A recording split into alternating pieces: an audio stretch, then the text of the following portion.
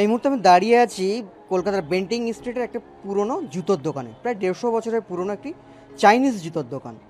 যে দোকানের এই যে চায়না ভাষাতে লেখা রয়েছে সাংহি শিংলং, যার অর্থ ব্যবসা জমজমাট অথবা ব্যবসার রমরমা। কিন্তু বর্তমান সময়ে এই দোকানের ব্যবসা কিন্তু রমরমাতে নেই, সংকটে। প্রায় 150 বছরের ইতিহাস এটা। হুম। বিল্ডিং প্রায় 150 বছরে এই চাইনিজ কমিউনিটি সব এখানে জুতো ব্যবসা করছে। হুম। আর দোকানও প্রায় 150 বছর, কয়েকটা জেনারেশন কভার করে এখন এতে দাঁড়িয়েছে। এখন যে মালিক আছে বয়স হয়ে গেছে, নিউ জেনারেশনরা এই ব্যবসায় কন্টিনিউ করতে চায় না।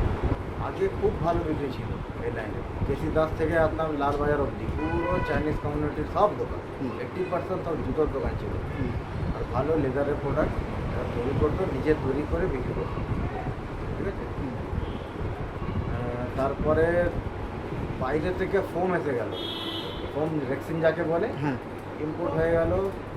ইন্ডিয়ান গভর্নমেন্ট সেটাকে ছাড়পত্র দিল না কি হলো বোঝা গেল না, ফোম ঢুকে মার্কেটে এসে গেল এবং ফোমের জুতো আগ্রা দিল্লি থেকে সব ম্যানুফ্যাকচার হয়ে এখানে চলে এলো, এরাও মার্কেটে ঢুকিয়ে দিল। অর্থাৎ কোনো দিন দুজোড়া জুতো বিক্রি হয়, কোনো দিন হয় না।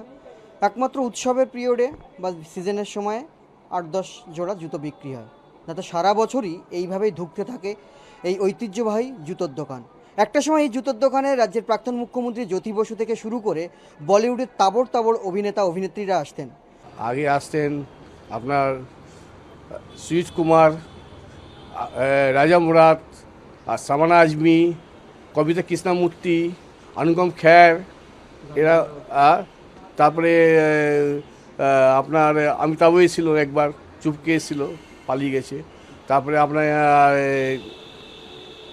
অনেকেও আসলো, এখন মনে নাম নেই। বাংলা জ্যোতি বসুও আসলো, উনি আগে আসলে, উনি 4.5 পা ওনার, উনি আগে অর্ডার দিয়ে দিয়েছিলেন আপনার জুতো পরতেন, উনি আগে আসলো। এবং অনেক কিছু এখন তো কেউ অনেক নেতা মন্ত্রী প্রচুর এখনও আসতো, এই টিএমসি নেতাগুলো আসতো, এসে জুতোগুলো নিয়ে যেত। আপাতত এখন তো মানে সেরকমভাবে এরকম বিজনেস নেই।